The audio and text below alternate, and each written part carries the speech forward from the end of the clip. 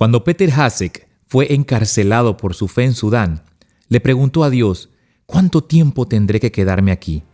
Con el paso del tiempo, descubrió que Dios había dispuesto oportunidades para que él compartiera su fe en Cristo en prisión, y sus oraciones empezaron a cambiar. Dejé de preguntarle al Señor cuánto tiempo y más bien le preguntaba, ¿cómo quieres usarme, Señor? Empecé a ser más abierto incluso con los musulmanes que estaban en la celda. Jesús nunca prometió a sus seguidores un camino fácil. De hecho, les dijo a sus discípulos que el mundo los odiaría. Los envió como ovejas entre lobos. Las palabras de Jesús se hicieron realidad en la vida de los apóstoles y todavía se cumplen hoy en la vida de sus seguidores en todo el mundo. Únase al presentador Todd Nettleton mientras escuchamos las inspiradoras historias de estos creyentes y aprendemos cómo podemos ayudar. Ahora mismo, en la cadena de radio La Voz de los Mártires. La semana pasada escuchamos una de nuestras conversaciones con Peter Hasek. Él es miembro del personal de La Voz de los Mártires en la República Checa. En el año 2015, fue encarcelado en Sudán después de haber viajado a ese país y ofrecerse a pagar los gastos médicos de un joven que había resultado lastimado. El gobierno sudanés afirmó que el dinero era para ayudar a grupos rebeldes en la parte sur de Sudán y encarceló a Peter. La semana pasada, nos contó que lo metieron en una celda con otros prisioneros, incluso combatientes de ISIS que eran hostiles a su fe cristiana. Aquellos prisioneros lo golpearon y se burlaron de él. Después de haber estado en prisión por algunas semanas, el Señor puso en la mente de Peter un versículo de las Escrituras, y ese versículo se convirtió en un lema para él los siguientes 14 meses. Aquí él explica por qué fue un verdadero regalo tener ese versículo guardado en su memoria antes de ir a prisión. Cuando me detuvieron, no tenía acceso a mi teléfono, que es donde tengo mi Biblia electrónica. Pero todos los días o cada 2 días o una vez a la semana, el Espíritu Santo comenzó a recordarme algunos de los versículos que realmente necesitaba en ese momento. Recuerdo que cuando estuve preocupado por mi familia, el Espíritu Santo trajo a mi mente el versículo de Efesios 3, 20 y 21. Al que puede hacer muchísimo más que todo lo que podamos imaginarnos o pedir, a Él sea la gloria. Amén. Y también otro versículo, Filipenses 4, 7.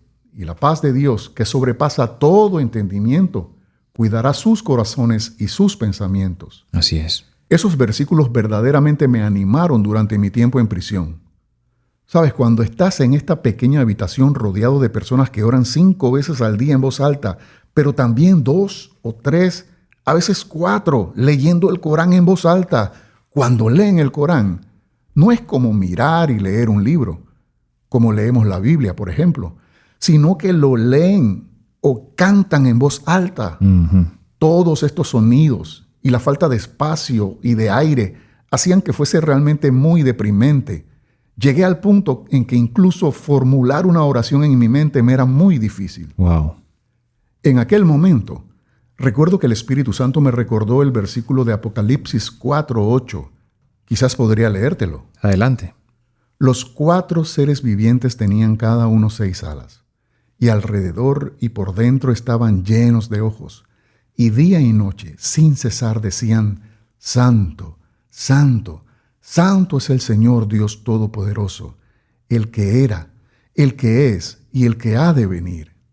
Sabes, este versículo me llevó al punto de comenzar a pensar que si esas 4 criaturas podían repetir aquello día y noche por siempre, si yo lo repitiese, si solo lo repitiese quizá un día, una semana, un mes o un año o tal vez varios años, simplemente estaría haciendo lo que estas 4 criaturas hacen en el cielo.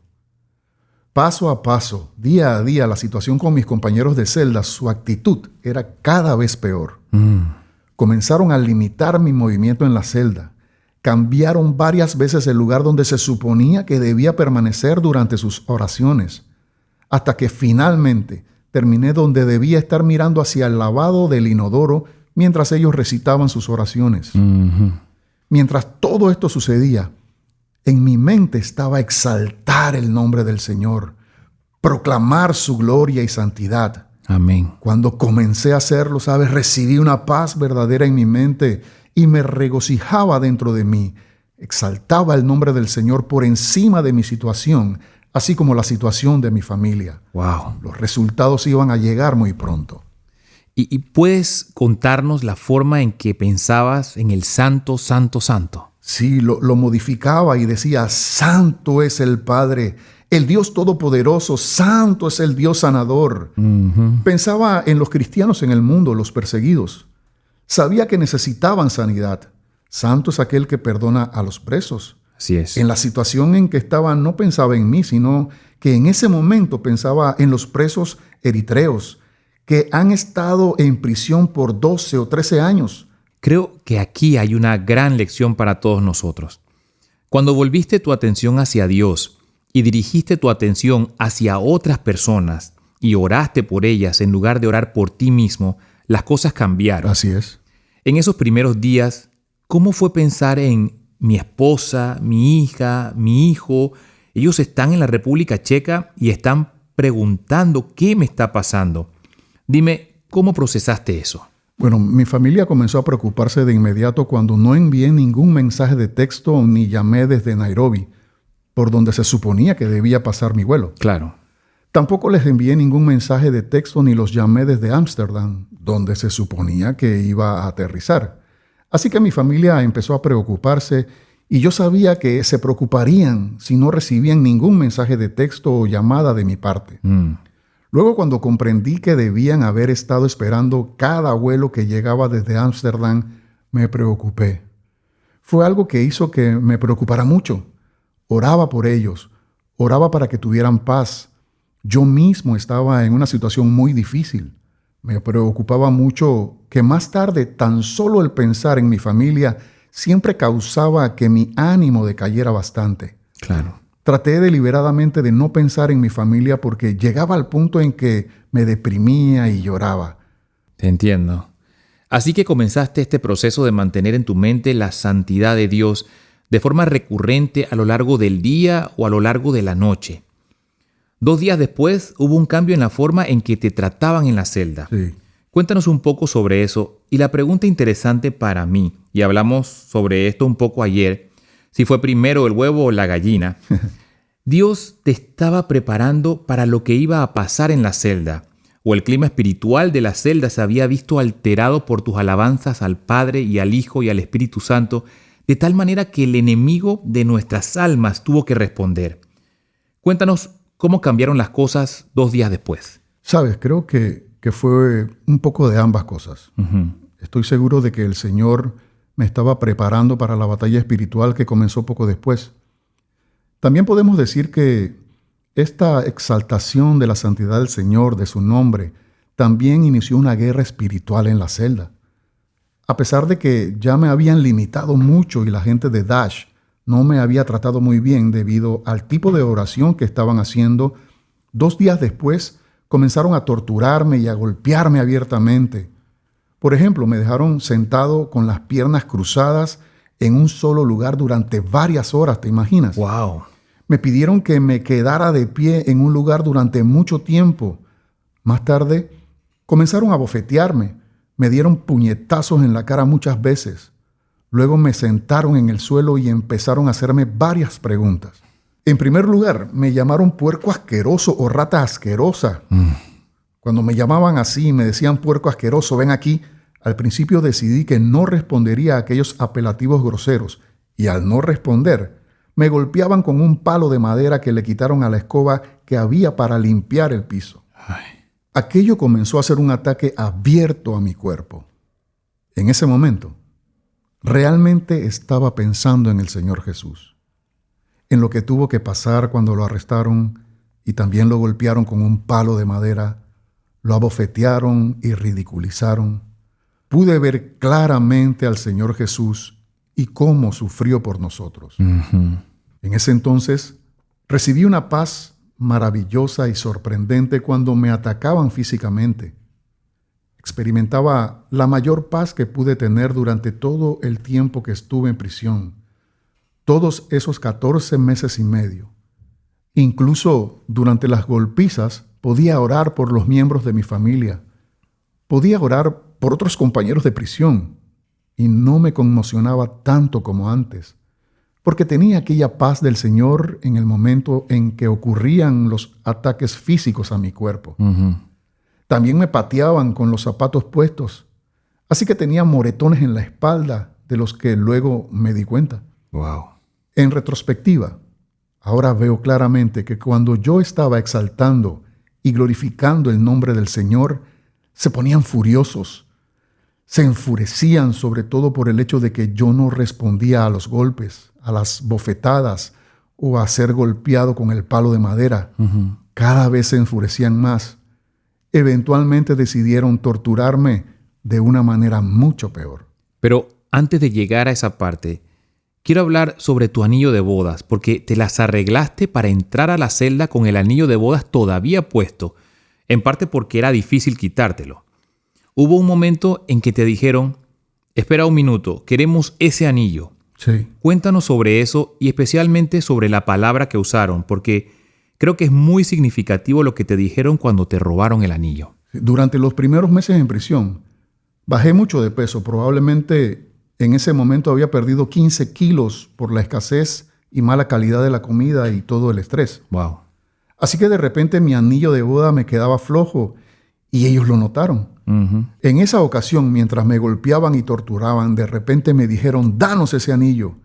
Ustedes los cristianos tienen que pagar impuestos. Los cristianos tienen que pagar jizya a los musulmanes y luego los musulmanes protegen a los cristianos. Al principio no les quería dar mi anillo porque no sabía qué iban a hacer con él y no quería perderlo. Significaba mucho para mí conservar mi anillo de bodas. Claro. Pero entonces me amenazaron. Empezaron a afilar el borde de uno de los cuencos de metal en los que comíamos. Me amenazaron con cortarme la garganta con el borde afilado del cuenco y entonces me di cuenta de que sus amenazas se estaban volviendo bastante serias.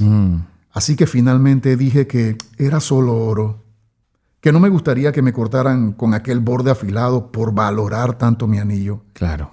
Tomé la decisión y me quité el anillo y se los di. Lo pusieron en un hilo y lo colgaron en la pared. Más tarde dijeron, está bien, esto es un jizya. Este es el impuesto.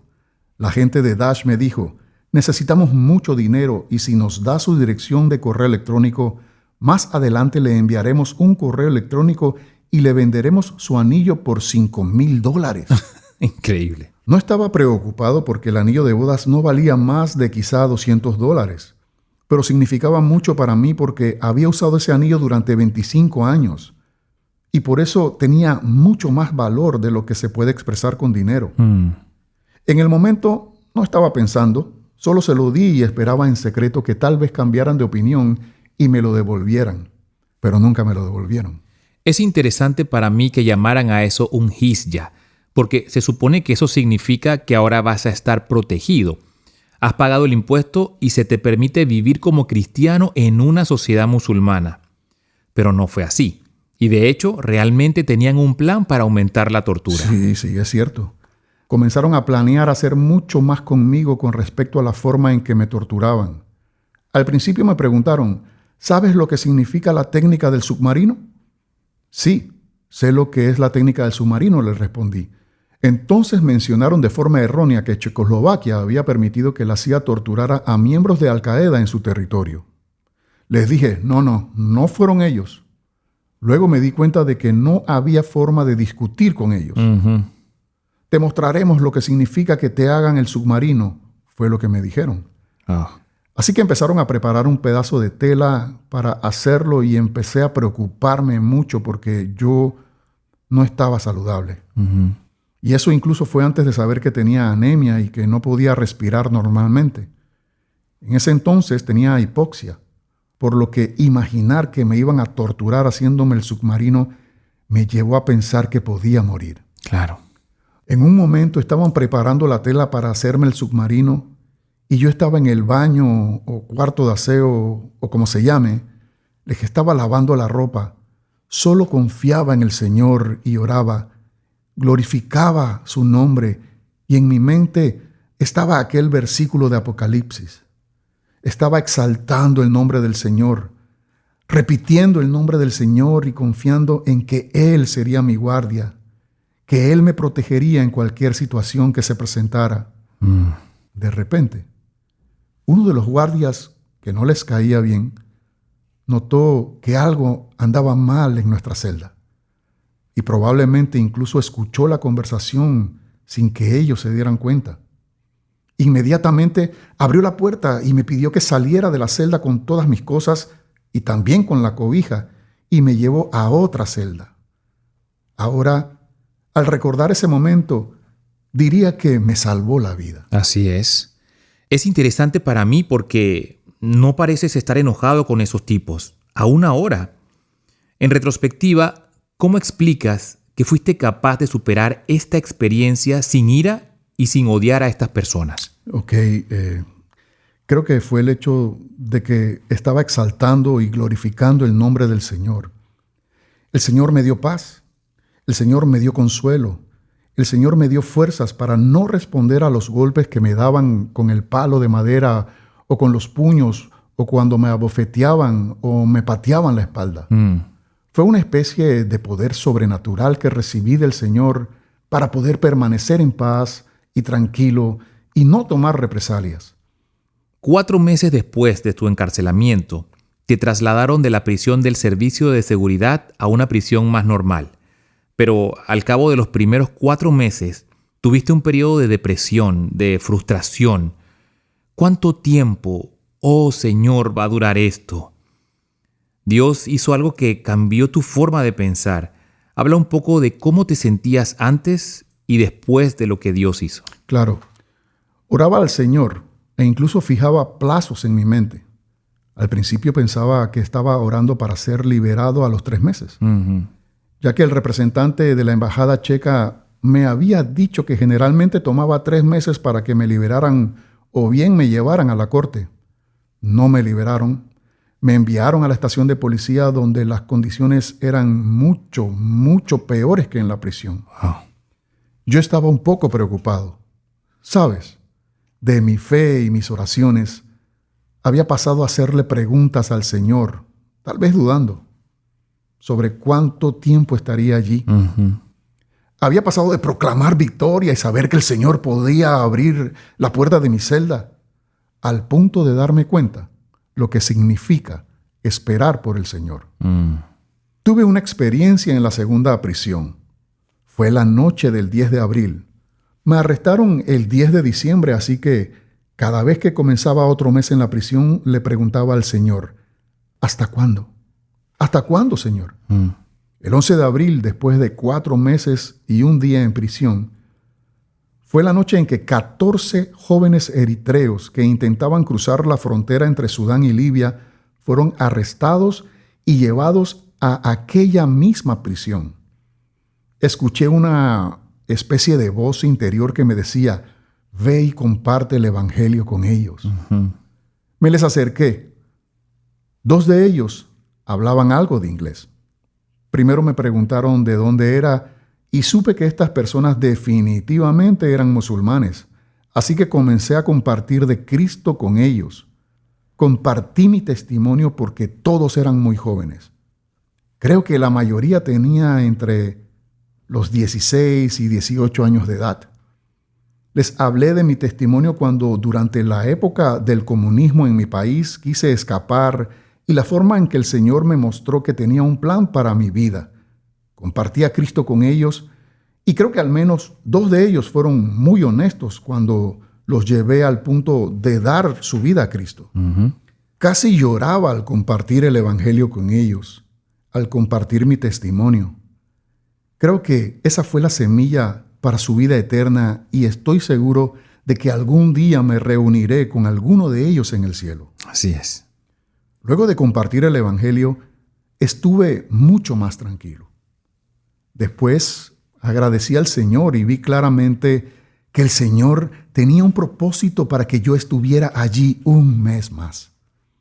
Dejé de preguntarle al Señor cuánto tiempo y más bien le pregunté, ¿cómo quieres usarme, Señor? Empecé a ser más abierto incluso con los musulmanes que estaban en mi celda. A la mañana siguiente, todos fueron trasladados a otra prisión. Claramente vi que el Señor los había llevado allí y quería que yo también estuviera allí para compartir el Evangelio con ellos. Eso me dio mucho valor y alegría para compartir el Evangelio aún entre los compañeros de prisión que eran musulmanes. Así que estuvieron en esa celda por menos de 24 horas. Sí. Pero tuviste la oportunidad de compartir el Evangelio con ellos. Buenísimo. Creo que, como dices, cambia tu mentalidad. Está bien, me quedaré un día más si el resultado es llevar a 2 personas a Cristo. Así es. ¿Qué significó? Porque en algún momento de este punto conseguiste una Biblia. ¿Qué significó para ti tener la palabra de Dios después de varios meses de estar encerrado sin ella? Mira, el diplomático checo que vino a Jartum, porque no tenemos una embajada en Jartum, por eso tenía que venir siempre desde el Cairo, donde hay una embajada checa. Él me trajo la Biblia checa. Ok. Intenté muchas veces en la prisión anterior pedirle a los guardias que me dieran una Biblia, porque les decía, si los musulmanes tienen el Corán, podrían traerme a mí una Biblia. Por supuesto. Siempre se reían de mí. En esta prisión, para mi gran sorpresa, cuando me visitó el diplomático checo, estábamos sentados en la oficina del director de aquella estación de policía, del comandante, y me había traído algunos artículos de tocador, algo de ropa y también una Biblia. El diplomático trató de esconder la Biblia, pero el comandante le preguntó, ¿qué tipo de libro es ese? Tuvimos que responder, esta es la Biblia. Él la miró y se dio cuenta de que estaba en idioma checo y me la devolvió. Me emocioné mucho. La celda estaba relativamente oscura. Podía leer la Biblia solo desde las 8 de la mañana hasta quizá las 4:30 de la tarde, cuando había suficiente luz. Leí toda la Biblia desde Génesis hasta Apocalipsis en 3 semanas. Wow. Estaba muy hambriento por la palabra del Señor y me emocioné mucho cuando llegué al versículo que el Espíritu Santo me había recordado durante los casi 5 meses anteriores del encarcelamiento. En ese entonces no tenía lápiz ni papel, así que trataba de hacer marcas en las paredes de algunos de los versículos para así poder recordar dónde están esos versículos alentadores en la Biblia, en las Escrituras. Este fue un periodo asombroso para mí y el Señor usó este tiempo en el que me estaba edificando a mí mismo, a mi espíritu, para prepararme para el tiempo que aún me quedaba por delante. ¿Sabe lo increíble que es esta motivación para nosotros también memorizar la palabra de Dios? Hemos estado escuchando a Peter Hasek contándonos sobre la esperanza que experimentó aun cuando enfrentó la pena de muerte en la prisión en Sudán. Peter pasó 14 meses en prisión. Fue liberado en febrero del año 2017. Tuve la oportunidad de visitarlo en la República Checa y grabar esta conversación solo 9 días después de su liberación. Usted sabe, escuchar historias como la de Peter nos cambia, ¿no es cierto? Por ejemplo, acabamos de escuchar un poderoso estímulo para memorizar las Escrituras, de manera que estemos preparados en caso de que nos quiten la Biblia o si de alguna manera nos separaran de la palabra de Dios. Obtenga más información en vom.org. La próxima semana escucharemos la conclusión de mi entrevista con Peter Hasek. Una de las cosas que Peter dijo durante todo su tiempo en prisión fue: Dios es quien tiene la llave de mi celda.